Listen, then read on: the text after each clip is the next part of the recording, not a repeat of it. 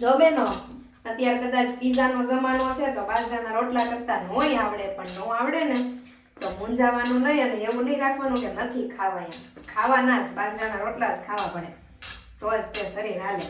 એટલે હું તમને એક સરસ મજાનો આઈડિયા શીખડાવું ને એવી રીતે કરીને ખાઈ લેજો.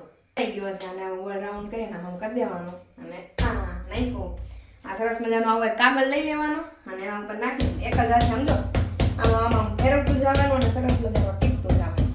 એકદમ પરફેક્ટ ગોળ જ થશે, જોઈ લેજો.